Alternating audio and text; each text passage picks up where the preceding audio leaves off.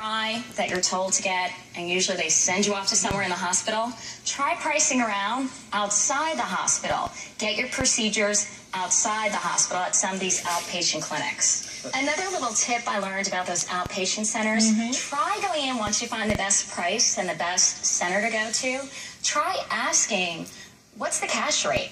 And a lot of times you can get 50% off your bill by just getting the cash rate. And the point here, which I think is so valid, because healthcare is becoming more transparent in terms of costs, is just like you would never, ever buy a car and then afterwards say, well, how much did that cost me? Ever. That's true. That's true. Well, same thing. If you're getting an elective, for instance, MRI, shop around beforehand and find out what it's going to cost you, both cash, with insurance. One question, though. Let's just theoretically say you're in the hospital. You need an MRI emergently. Do you recommend that people say beforehand, okay, I know I need this MRI. Maybe you're ruling out an emergent thing like stroke problems, as an example, MS. Can you say, well, how much is this costing me? And I'm sorry, that's too much. Can you negotiate while you're in the hospital? That's a good question. I've had that experience, and what I can tell you is, unfortunately, the physicians do not know the prices. If you ask the physician, they're not going to know, which is why I say get the itemized bill and watch what you're signed. Everybody I know that comes into the doctor's offices I've worked in, they just sign away. They don't read that. They hate me. I'm the type of person they hate me because I actually read that I may take an extra 15 minutes and I sit in that waiting room and I actually circle things when I get up front. I say, what does this mean?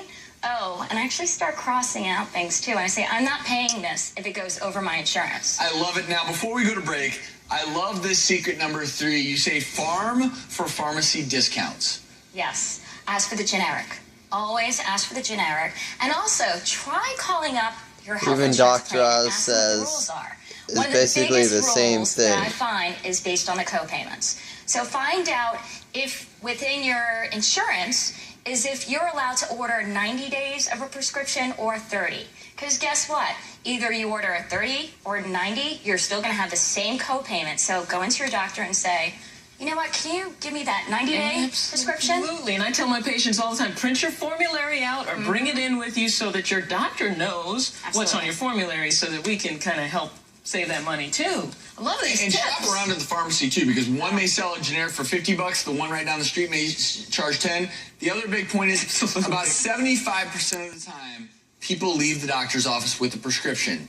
And they often say it takes a doctor 10 seconds to write a prescription, 10 minutes to explain why you don't need one.